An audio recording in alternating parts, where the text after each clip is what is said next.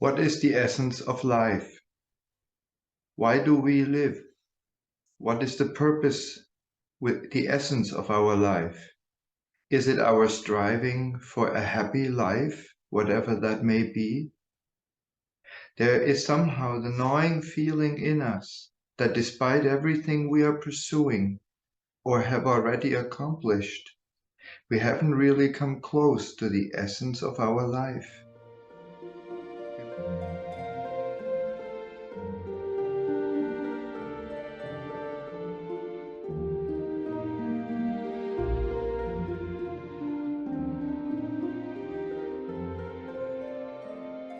We might hear or read sometimes that we are divine and eternal beings. But look at us, with all our shortcomings. And even in moments when we feel good about ourselves, it doesn't seem complete. Something important seems to be lacking. If we are divine beings within, why can we not see it? We are coming from God, but we are nature beings with an I consciousness, an I that we sometimes call good and sometimes bad. There is nothing divine or eternal about the I consciousness. Can we connect with the divine? Yes, to connect with the divine is the true purpose of our life here on earth. Our inner longing is propelling us towards this connection.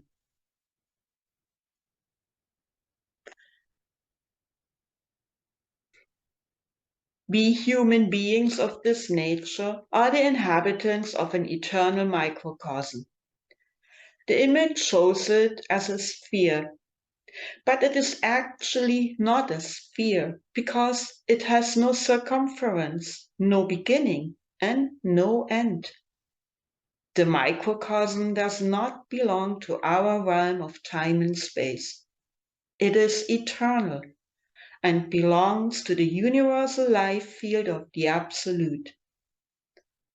But the microcosm cannot manifest itself because its intended inhabitant, the spiritual being, is present only as a tiny, dormant seed.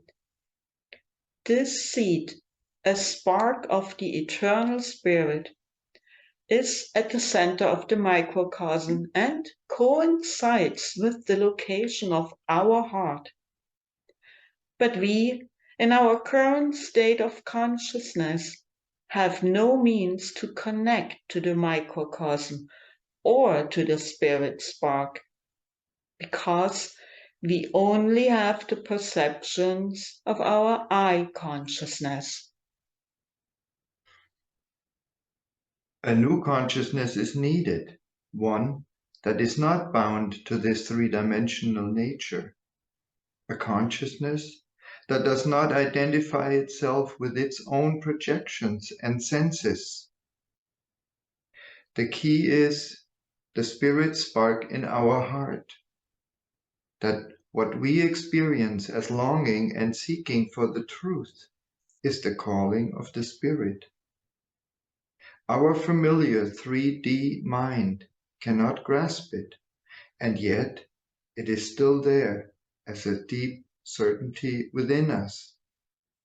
This spark of the spirit, this universal principle within us, wants to unfold. It contains the entire blueprint and the power to become the true spiritual human being that is meant to manifest in the microcosm.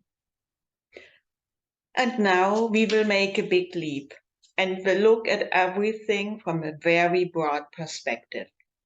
We will try to bring the purpose of our lives into context with the great divine plan. We will use this diagram to explain about life in itself, its multidimensionality, as well as the absolute behind everything that is. We are well aware that such magnitude cannot easily be grasped with our mind or expressed in words, and certainly not in a drawing. Above all and everything is the Absolute, God, Brahman. We can understand it as the unmanifested unity. From it comes forth the manifestation, that in total unity. This manifestation is an image of the Absolute Being. Here we show it as a threefold unity of spirit, consciousness, and matter, or spirit, soul, and body. Spirit, coming into manifestation, is shown here as the arc on the top left. Matter is shown in the arc rising from the bottom left. And consciousness sits between these two arcs. To reflect the image of God, the tri-unity between spirit, matter, and consciousness needs to be restored. The image shows how the tri-unity is evolving. You can recognize the development of nature as we know it. Mineral, plant, animal, and human, and the corresponding states of consciousness. There is a Sufi quote that illustrates this very well. God sleeps in the rock, dreams in the plant, stirs in the animal, and awakens in the human. We will focus now on the middle part of the diagram, the consciousness of the human being, our consciousness. It follows the process of evolution until it reaches self-awareness, here highlighted in blue. The arcs of spirit and matter slowly approach each other, and when the evolving conscious human reaches self-awareness, he or she can then become the connection between spirit and matter. It is the beginning of the manifestation of a being that will eventually be able to truly reflect the glory of the Absolute, a being that is the image of God. You can see this intended development here on the right side upper arc, moving from new consciousness to spiritual consciousness to spiritual being. By becoming self-aware, we as human beings reach a very crucial point. With self-awareness comes free will. Only a being that is self-aware can choose to truly reflect the Absolute. To become such an image of the Absolute, it needs to identify itself with God, the All, the unity of everything. A very long time ago, some beings chose to no longer identify with the All, with the unity, but instead identified with themselves, their own needs and desires. Think of the myth of the fallen angel Lucifer. He became impressed with his own power and beauty and began to desire for himself the glory and honor that belong to God alone. You are probably aware with the familiar story about Adam and Eve leaving Eden. This is the birth of the self-centered awareness, our I consciousness. It identifies with its own senses, projections, thoughts, and so on. It creates a reality of me as the center, and the outside of me that is either good or bad. This self-centered consciousness identifies with its self-created reality of opposites. It can no longer perceive the universal unity of nature, even though it is always present. This state of consciousness, of being separated from the universal nature, is described as the leaving of Eden. This is our situation here and now. The blue highlight at the center of the diagram shows where we are, the here and now. We cannot go back and become unconscious again, to be one with the universal nature, with Eden. Instead, we can only go forward, and the next step is to truly become self-aware. Imagine the connection between matter and the spirit in two parts. The first part is becoming self-aware. This is our awareness as an I consciousness. Now, the process needs to continue to the second part. The I consciousness making room for the spark of the spirit within, the new consciousness. Let us now focus on the circle that symbolizes the wheel of incarnation. This part of the diagram is the most relevant for us.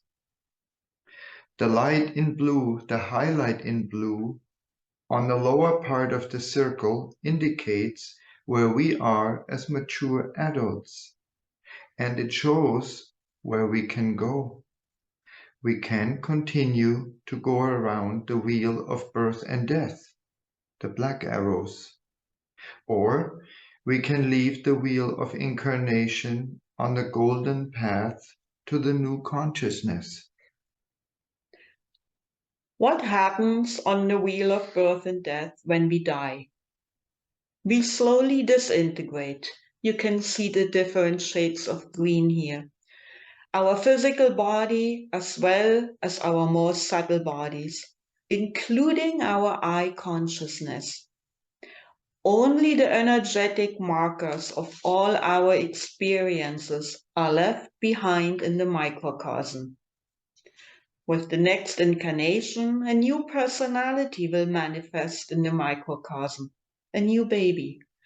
The new person will be influenced by the energetic markers left behind by previous incarnations, and will gather new experience in this life. This cycle keeps repeating countless times. Eventually, there are so many experiences collected in the microcosm that the person begins to question the purpose of all of this, the purpose of our struggles, our ambitions and hopes, and the futility of everything. In short, the meaning of life. The person is waking up to something else, to the voice of the spirit spark in the heart, the universal principle at the center of the microcosm. The person, we, begin to seek and become open for this other, unearthly radiation.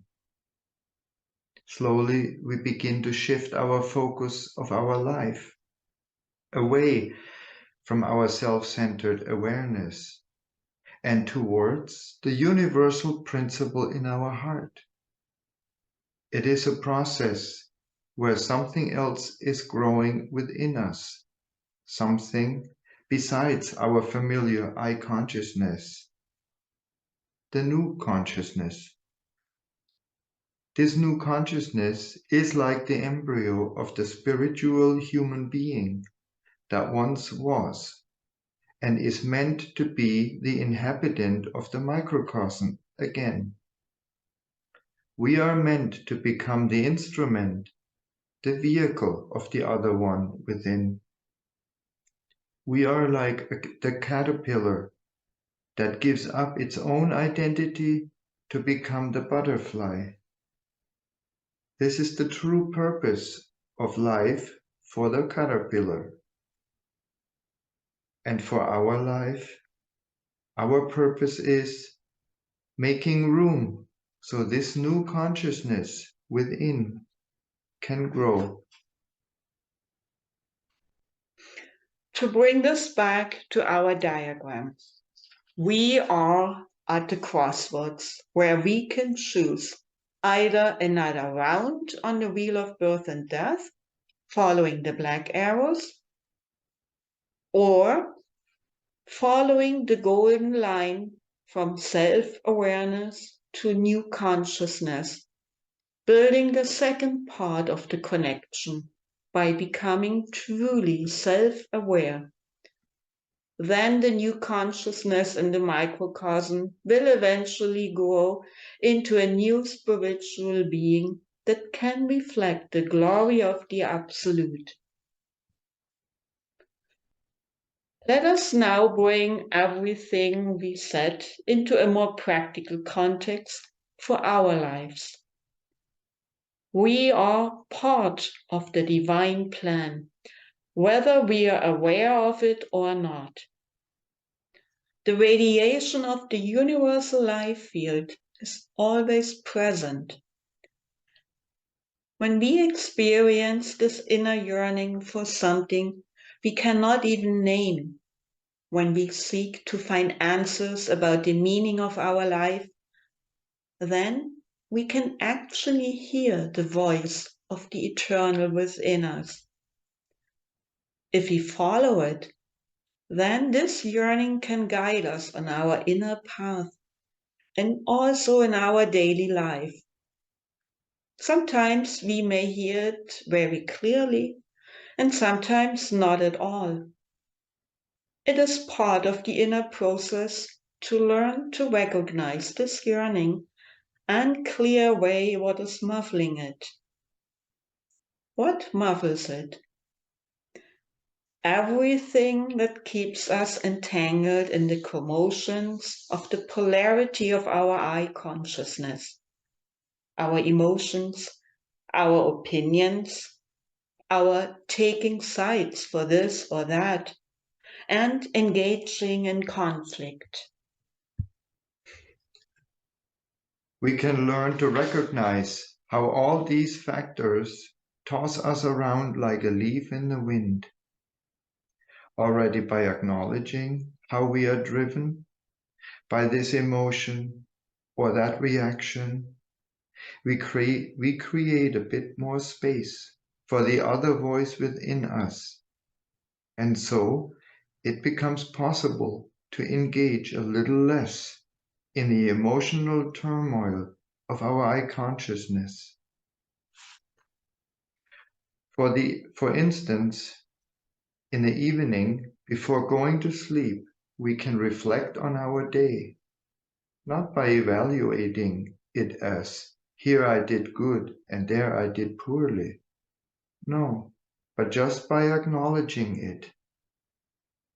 Then we can attune ourselves, our thoughts, and our awareness to the yearning of the eternal within us. By this, the other one can slowly grow within us, and we can let it become the center of our life. By this, the new consciousness unfolds. And so, we can approach step by step the true essence of our life and fulfill our part in the great divine plan. Thank you for listening, and we hope you enjoyed it. If you wish to support us in reaching more people, like our posts, rate us with 5 stars on iTunes, leave a positive comment where you can, or share our content on your social media.